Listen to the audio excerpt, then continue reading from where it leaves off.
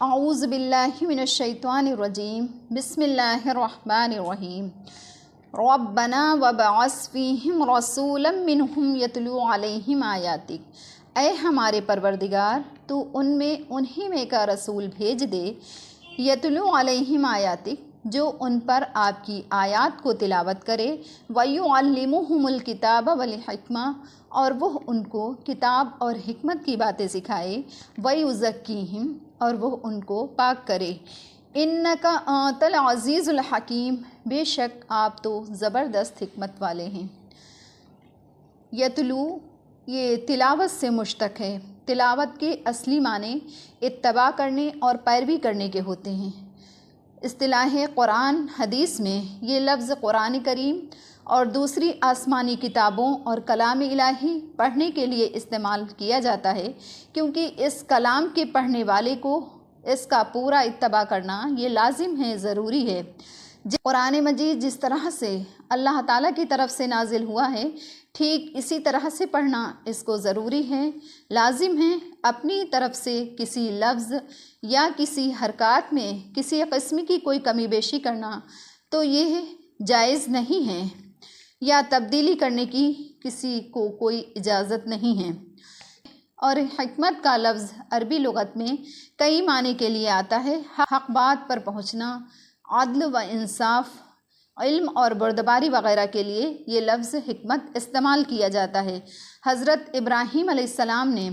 اپنی آئندہ آنے والی نسل کے لیے، دنیا اور آخرت کی کامیابی کے لیے اللہ تعالیٰ سے یہ دعا کی کہ میری اولاد میں ایک ایسا رسول بھیج دیجئے جو ان کو آپ کی آیات پڑھ کر کے سنائیں اور قرآن و سنت کی تعلیم دے اور ان کو ظاہری اور باطنی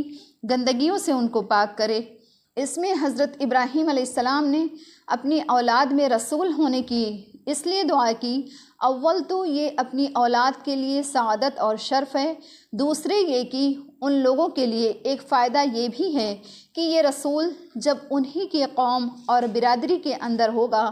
تو اس کے چال چلن، سیرت اور حالات سے یہ لوگ بخوبی واقف ہوں گے، تو اس پر یقین کر پائیں گے، اس پر پوری طرح سے بھروسہ کر پائیں گے، کسی دھوکے اور فریب میں یہ لوگ مبتلا نہیں ہوں گے۔ حدیث میں ہے کہ حضرت ابراہیم علیہ السلام کو اس دعا کا جواب اللہ تعالیٰ کی طرف سے یہ ملا کہ آپ کی دعا قبول کر لی گئی اور یہ رسول آخری زمانے میں بھیجے جائیں گے۔ خلاصہ کلام یہ ہے کہ اس آیت میں فرائض رسول بیان کرتے ہوئے تلاوت آیات کو مستقل فرض کی حیثیت دے کر اس پر تنبیہ کر دی گئی ہے کہ قرآن کے الفاظ کی تلاوت اور ان کی حفاظت اور ان کو ٹھیک اس لب و لہجے میں پڑھنا جس پر وہ نازل ہوئے ہیں ایک مستقل فرض ہے۔ قرآن کریم میں رسول اللہ صلی اللہ علیہ وسلم کو دنیا میں بھیجنے کا مقصد یہ قرار دیا ہے کہ آپ صلی اللہ علیہ وسلم لوگوں کے سامنے اللہ تعالیٰ کی نازل کردہ آیات کا مطلب لوگوں کو